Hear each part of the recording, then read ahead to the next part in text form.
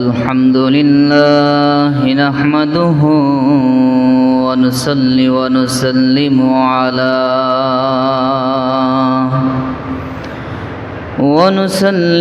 على رسوله الكريم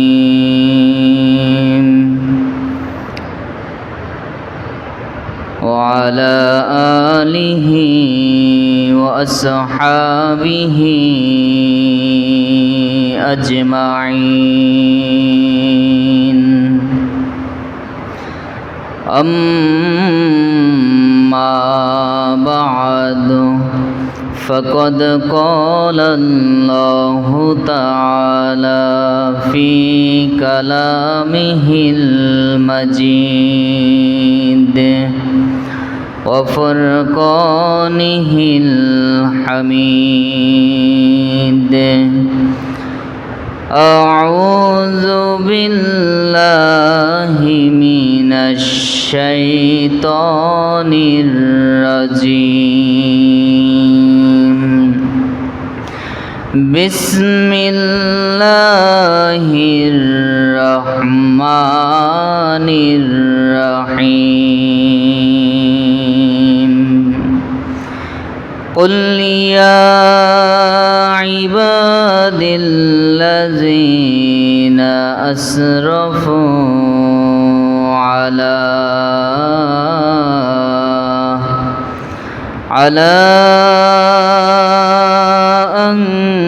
أنفسهم لا تقنطوا من رحمة الله إن الله يغفر الذنوب جميعا إنه هو الغفور الرحيم صدق الله العظيم وصدق رسوله النبي الكريم ونحن على ذلك من الشاهدين الشاكرين وقال تعالى في شان حبيبه مخبرا وآمرا إن الله وملائكته يصلون على النبي يا أيها الذين آمنوا صلوا عليه وسلموا تسليما صلى الله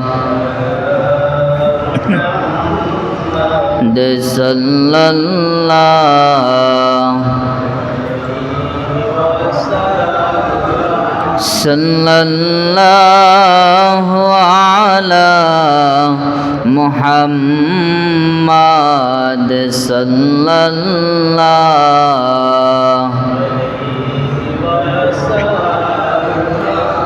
नहीं दो जहां में मिसाले मोहम्मद जमाले खुदा है कमाले मोहम्मद सल्लल्लाहु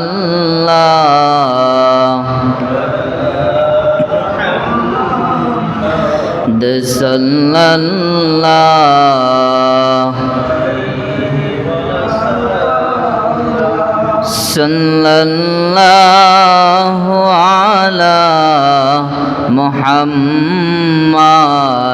सल्लल्लाहु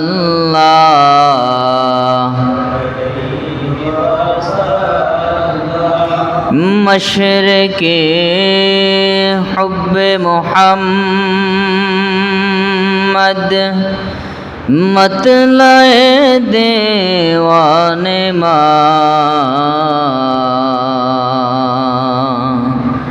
मतलाए खुर्शीदे इश्क़ सीनाए सो जाने मा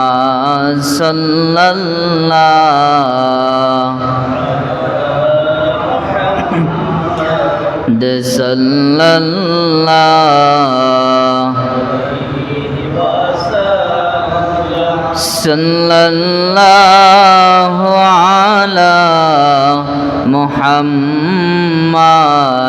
सल्लल्लाहु अल्लाहुम्मा सल्ली व सल्लिम व बारिक अलैहि।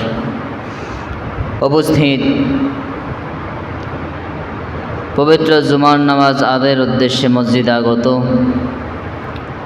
सम्मानित उलामाए किराम, इमाम साहेब,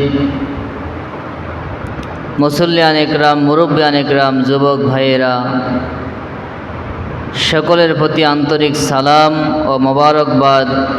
अस्सलामु आलैकुम व रहमतुल्लाहि व बाराकातुहू।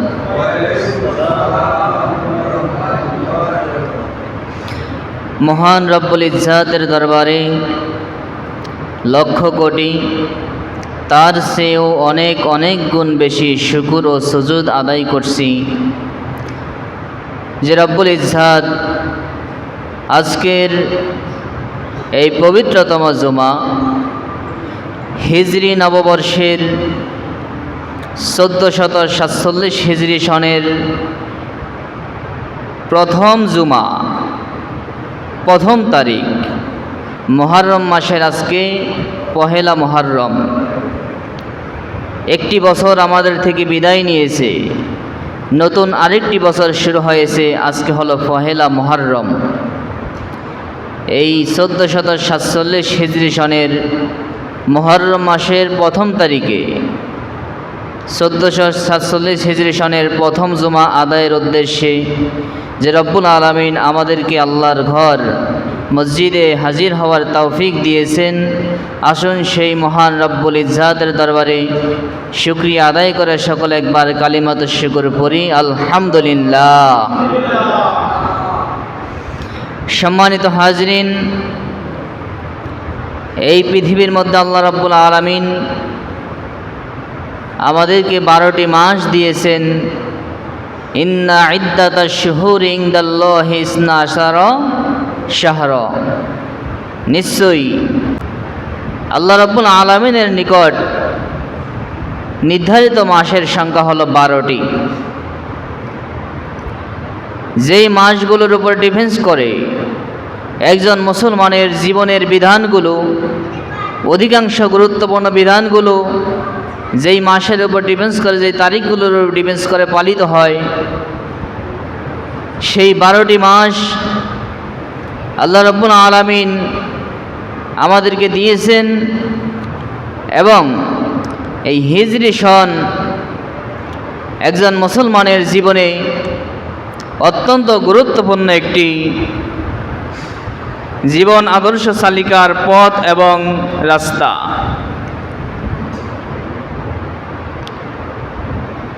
মুসলমান সমাজ দেখা যায় আজকে খ্রিস্টীয় সালকে কেন্দ্র করে পহেলা বৈশাখ পালন করে, হিন্দুয়ানি কৃষ্টি কালচারকে নিজেদের কাছে ধারণ করে বিভিন্ন রঙ্গ তামাশায় লিপ্ত হয়ে পহেলা বৈশাখ পালন করে। আবার একটি উৎসব পান্তা ইলিশ না খেলে মনে হয় যেন পহেলা বৈশাখ পালন হয় না। আবার পহেলা বৈশাখে অনেক জায়গায় খই দই এরকম বিভিন্ন উৎসব। আবার সমাজের যুবতী নারীদেরকে উলঙ্গফানা বেহেফানার সাথে রাস্তায় নামিয়ে দেওয়া, নতুন চাকচিক্যময় শাড়ি কাপড় পরে রাস্তায় সারিতে সারিতে হাঁটা, এগুলো হয়ে গেছে আমাদের বাঙালিদের সংস্কৃতি। যেটা ছিল হিন্দুয়ানি কৃষ্টি কালচার, সেই সংস্কৃতি আমাদের মুসলমান মা বোনরা, মুসলমান সমাজ, মুসলমান ঘরে ঘরে আজকে সেই কৃষ্টি কালচার অনুসরণ হচ্ছে, ঠিক কিনা বলেন? বাংলা নববর্ষকে কেন্দ্র করে, আবার ইংরেজি নববর্ষকে কেন্দ্র করে ডিসেম্বরের 31 ডিসেম্বর রাত্র 12টার পর জানুয়ারির 1 জানুয়ারির শুরু দিবস 31st নাইট বলে। আবার গুনার কাজে মত্ত হয়ে ইহুদি খ্রিস্টানদের তালে তাল মিলিয়ে আমাদের মুসলমান যুব সমাজ সারা রাত মদ, জুয়া, হিরোইন, পেন্সিডিল, নারী এরকমভাবে বেহেফানা অশ্লীলতা নিয়ে রাত্রি কাটিয়ে দেয়, নতুন বর্ষকে স্বাগত জানায়, ঠিক কিনা বলেন? কিন্তু আমরা মুসলমান হিসাবে আমাদেরকে লক্ষ্য রাখতে হবে, খেয়াল রাখতে হবে, আমাদের মুসলমানদের জীবনে ইংরেজি সাল, বাংলা সাল এগুলো আন্তর্জাতিক হিসাব বিবেচনায় আমাদের প্রয়োজন। তবে মুসলমানের জীবনে, মুসলমানের ইতিহাসে সবচেয়ে গুরুত্বপূর্ণ বিষয় হলো আরবি সাল, আরবি সন। আজকে দুঃখের বিষয়, অনেক মুসলমান আছে যদি জিজ্ঞাসা করা হয় এখন কোন মাস চলে, বলতে পারে না। এখন কোন মাসের কত তারিখ আরবি, বলতে পারে না।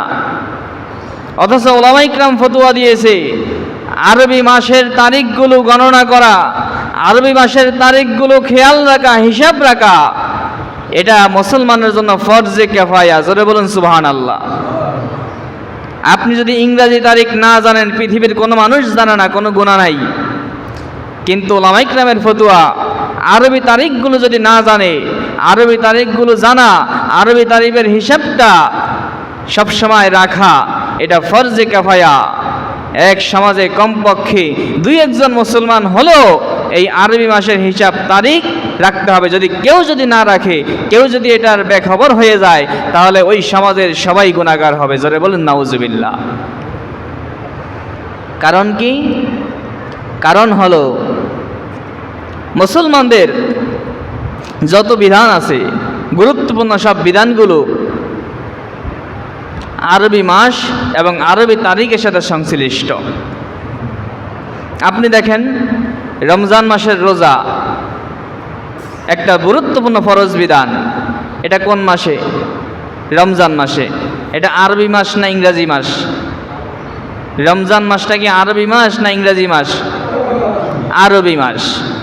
এরপরে হজ ইসলামের অন্যতম ফরজ বিধান, এটা কোন মাসে? জিলহজ মাসে। এটা আরবি মাস না ইংরেজি মাস? আপনি ইসলামিক দিবসগুলোর দিকে তাকান, আশুরা বলেন, শবে কদর, শবে বরাত, ঈদ উল আজহা, ঈদ উল ফিতর, এভাবে করে ইসলামিক যত দিবস আছে সব দিবসগুলা আরবি তারিখের সাথে সংশ্লিষ্ট, আরবি মাসের সাথে সংশ্লিষ্ট। এজন্য আরবি মাস, আরবি তারিখ, আরবি সাল, এটা মুসলমানদের সাল, এটা মুসলমানদের তারিখ, মুসলমানদের মাস, এটা মুসলমানদের এক ইতিহাস। অতএব আরবি সালকে গুরুত্ব দেওয়া, আরবি মাসকে গুরুত্ব দেওয়া, আরবি তারিখগুলো স্মরণ রাখা, এটা মুসলমানিত্বের সাথে জড়িত।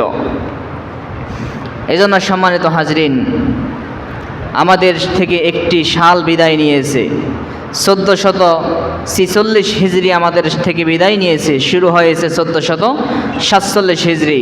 আজকে পহেলা মুহররম, মুহররম মাসের 1 তারিখ, আজকে আরবি নববর্ষ। এবং এই মাসের মধ্যে একটি অত্যন্ত গুরুত্বপূর্ণ দিন আছে, যেই দিনটির নাম হলো ইয়াউমে আশুরা, মুহররমের মাসের 10ম তারিখ, যেটাকে আশুরা বলে, মুহররম বলে। এই মুহররম মাসের এত ফজিলত। আজকে মুহররম মাসের 1 তারিখ, রাসূল পাক সাল্লাল্লাহু আলাইহি ওয়াসাল্লাম হাদিস শরীফে ইরশাদ করেছেন, আফদালুস সিয়ামি বা'দা রমাদানা শাহরুল্লাহিল মুহররম। রমজানের পরে, রমজান মাসের পরে সর্বোত্তম রোজা হলো আল্লাহর মাস মুহররমের রোজা। জোরে বলুন সুবহানাল্লাহ। মুহররম মাসটাকে কি বলছে? আল্লাহর মাস বলছে, শাহরুল্লাহ। এই মুহররম মাসটা হলো আল্লাহর মাস। রমজান মাসের রোজা মুসলমানদের উপর ফরজ করা হয়েছে। একজন মুসলমানের জীবনে রমজান মাসের রোজা অত্যন্ত গুরুত্বপূর্ণ। কিন্তু আল্লাহ রাসূল হাদিসে বললেন এই রমজান মাসের রোজার পরে সবচেয়ে বেশি গুরুত্বপূর্ণ যেই রোজাটা সেটা হলো আল্লাহর মাস মুহররম মাসের রোজা। মুহররম মাসের রোজা এটা আল্লাহর নিকট সবচেয়ে বেশি, রমজানের পরে সবচেয়ে বেশি গুরুত্বপূর্ণ। এই জন্য এই মাসে বেশি বেশি রোজা রাখতে হবে। কমপক্ষে আশুরার রোজা 9-10 মুহররম, 9 ও 10 মুহররম, আগামী শনিবার রবিবার, এই শনিবারের পরের, কালকে শনিবার তার পরের শনিবার রবিবার 2 দিন রোজা রাখা। শুক্রবার রাত্রে সাহারি খাবেন, শনিবার রবিবার 2টা রোজা। আল্লাহ রাসূল বলেছেন, আল্লাহ রাসূল 2টা রোজা রেখেছেন, একটা রোজা রেখেছেন। সাহাবা একরাম প্রশ্ন করছেন, ইয়া রাসূলুল্লাহ এই দিন তো ইহুদিরা রোজা রাখে। তখন আল্লাহ রাসূল বলছেন, আমি যদি আগামী বছর বেঁচে থাকি তাহলে আমি 2টা রোজা রাখবো। আব্বাস রাদিয়াল্লাহু তাআলা থেকে হাদিস, তিনি বলছেন খলিফুল ইয়াহুদ ওয়ান নাসারা, তোমরা ইহুদি নাসারাদের খেলাপ করো, খেলাপ করে 9-এর সাথে এই 10-এর সাথে আরেকটি যোগ করে 9-10 অথবা 10-11 2টি রোজা রাখো। এজন্য আশুরার 2টি রোজা এটা অত্যন্ত গুরুত্বপূর্ণ ফজিলতপূর্ণ রোজা। এই 2টি রোজা রমজানের রোজা ফরজ হওয়ার আগে এই আশুরার রোজা মুসলমানদের উপর ফরজ ছিল। রমজানের রোজা ফরজ হওয়ার আগে আশুরার রোজা ফরজ ছিল। যখন রমজানের রোজা আসলো আশুরার রোজা নফল হয়ে গেছে। তা সম্মানিত হাজরিন, আমাদের সামনে একটি মাস এসেছে, একটি বছর এসেছে, আমরা একটি বছরকে অতিবাহিত করেছি।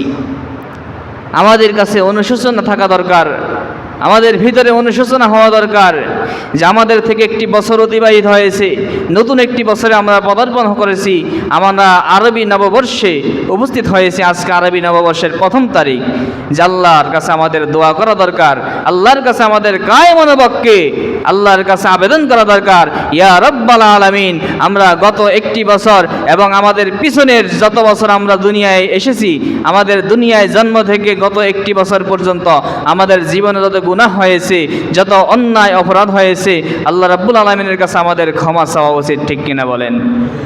এবং আবেদন করা দরকার আল্লাহ রাব্বুল আলামিনের কাছে যে আমাদের ভবিষ্যৎ জীবনে যতদিন আমরা এই পৃথিবীতে বেঁচে থাকি আল্লাহ রাব্বুল আলামিন যেন আমাদেরকে গুনাহ মুক্তভাবে আল্লাহ এবং তার রাসূলের অনুসরণের সাথে জীবন যাপন করার তৌফিক দান করে। আল্লাহ আমাদের সকলকে কবুল করুক, বলেন আমিন। সম্মানিত হাজরিন, যেহেতু আমাদের সামনে নববর্ষ এসেছে, নতুন একটি বছর আসছে, এজন্য আমাদের প্রথম কাজ হবে আল্লাহর কাছে তওবা করা, ইস্তিগফার করা, ক্ষমা চাওয়া। এটা হবে প্রথম কাজ। তওবা করলে মানুষ সম্মানিত হয়, অপরাধের কথা স্বীকার করলে, আল্লাহর কাছে ক্ষমা চাইলে মানুষ সম্মানিত হয়, আল্লাহ তাকে মাফ করে দেয়।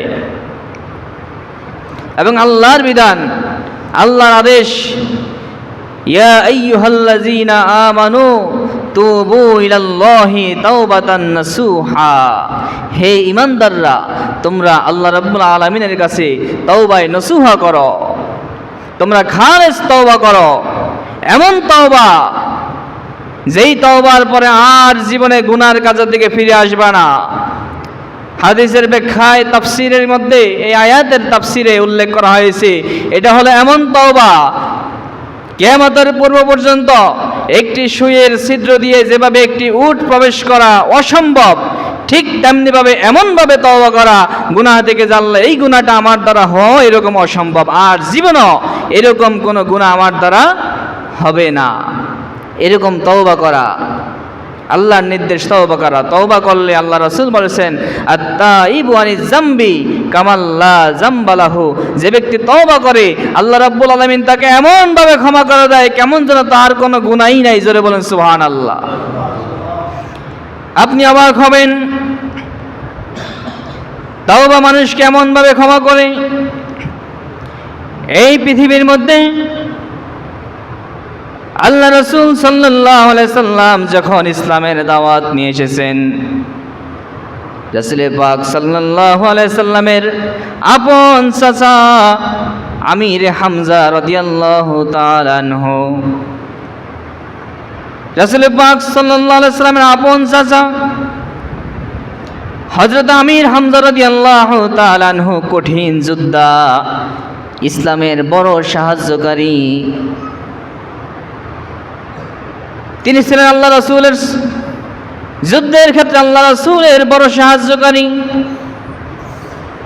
উহুদ যুদ্ধ শুরু হয়ে গিয়েছে, উহুদ যুদ্ধের বাজনা বেজে গেছে। সাহাবায়ে কেরাম আল্লাহ রাসূলের সাথে যুদ্ধের ময়দানে শরীক হয়ে গেলেন। যুদ্ধ করতেছে। আল্লাহ রাসূলের আপন চাচা আমির হামজা রাদিয়াল্লাহু তাআলা আনহুকে টার্গেট করেছে কাফের নেতা আবু সুফিয়ানের স্ত্রী হিন্দা,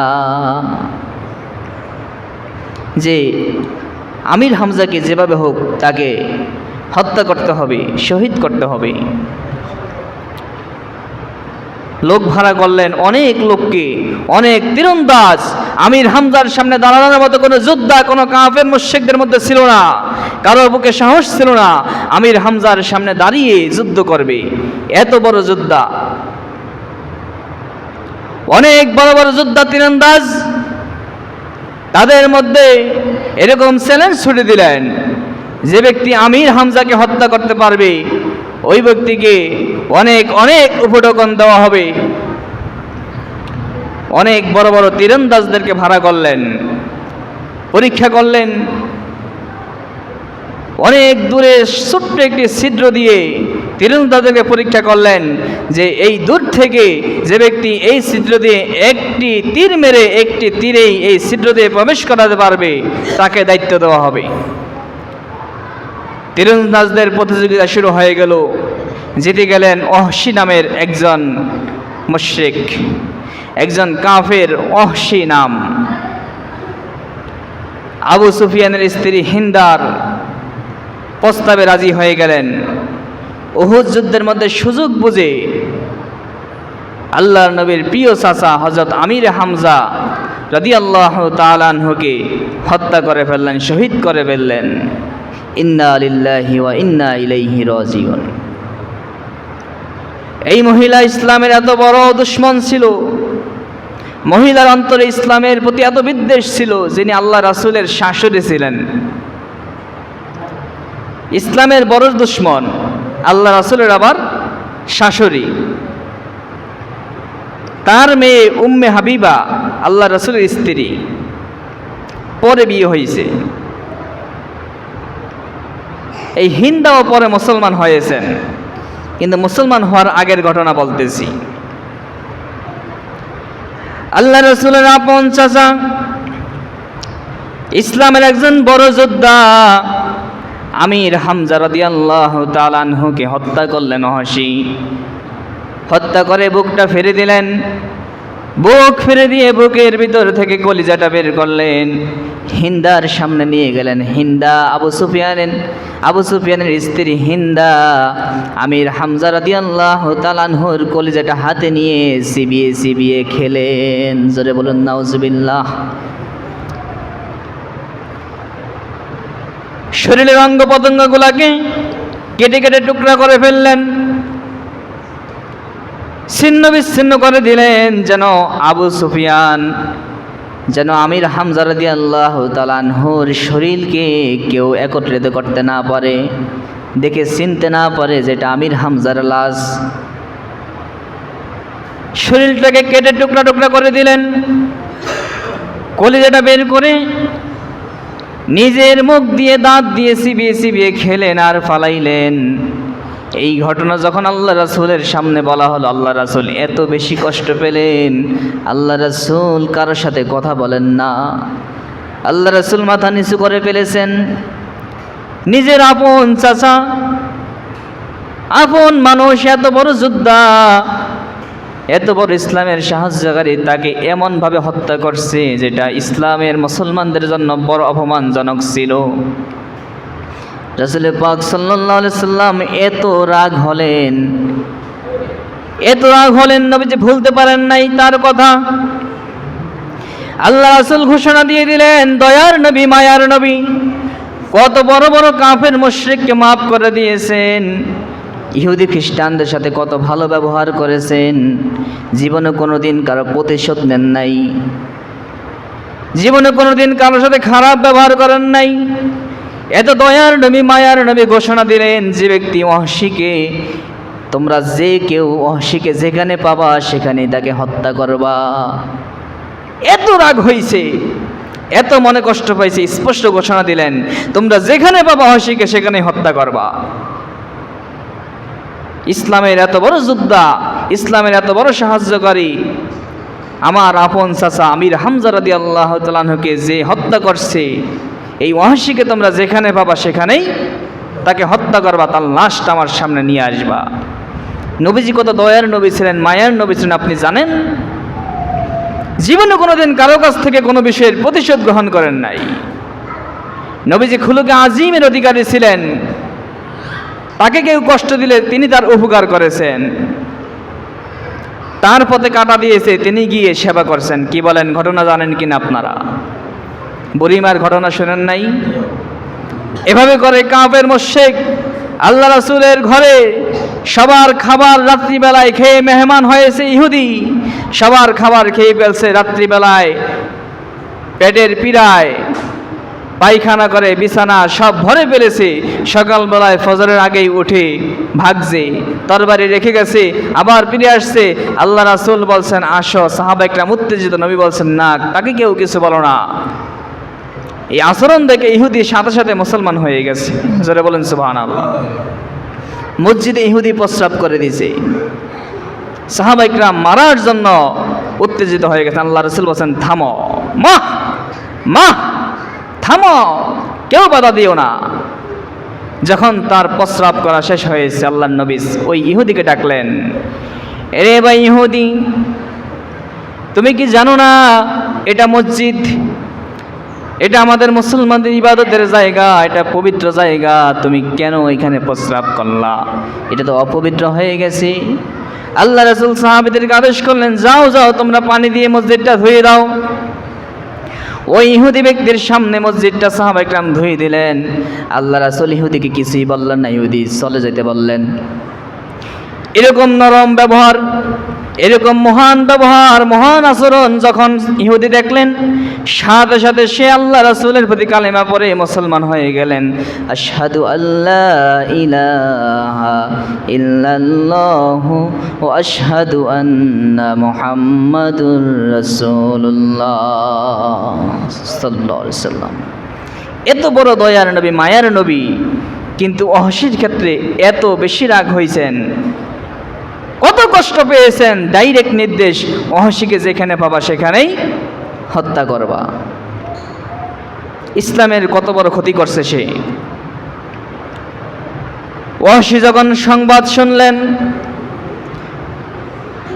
ওয়াহশী সংবাদ শোনার পরে আত্মগোপন করলেন।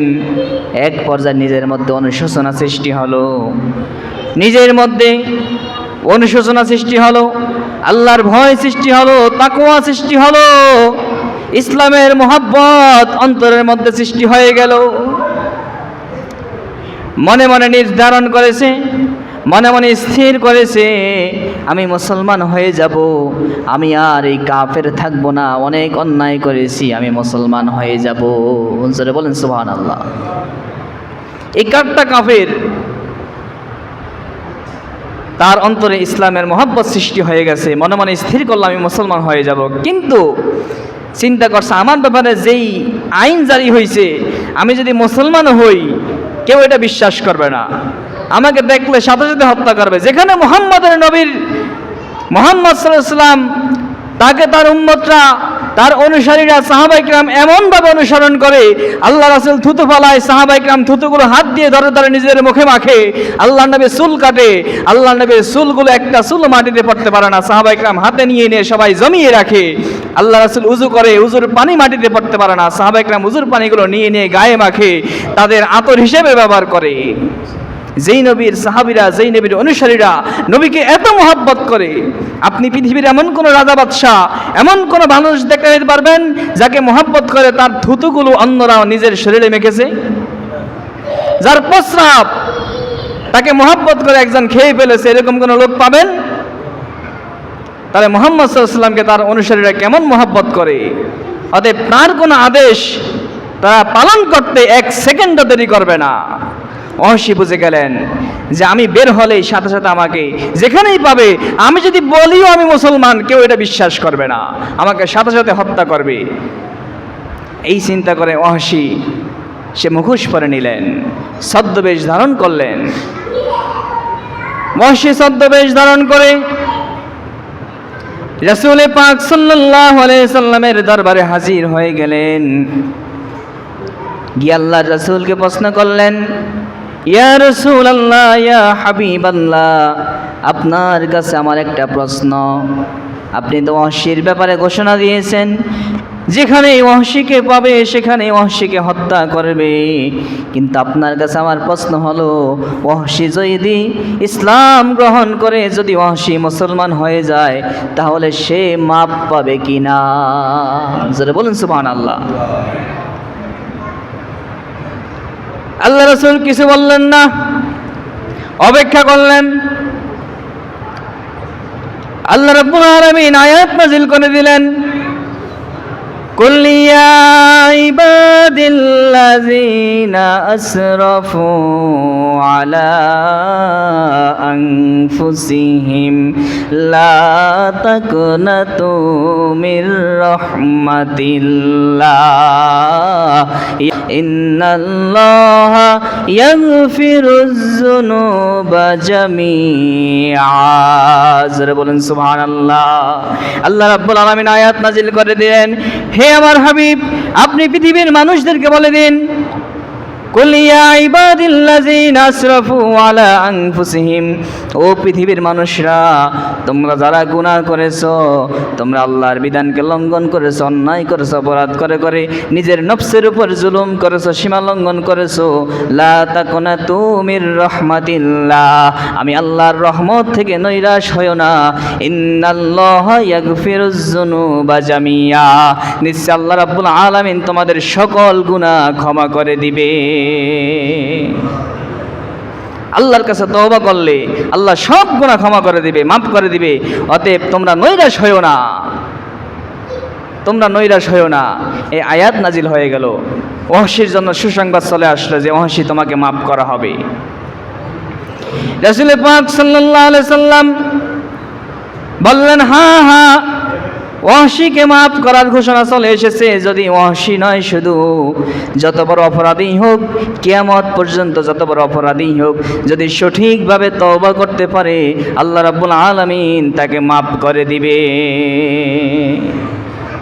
ওয়াহশী মুখের কাপড়টা সরিয়ে ফেললেন, ছদ্মবেশকে খুলে দিলেন, খুলে দিয়ে বললেন, আশহাদু আল্লা ইলাহা ইল্লাল্লাহ ওয়া আশহাদু আন্না মুহাম্মাদুর রাসূলুল্লাহ সাল্লাল্লাহু আলাইহি সাল্লাম।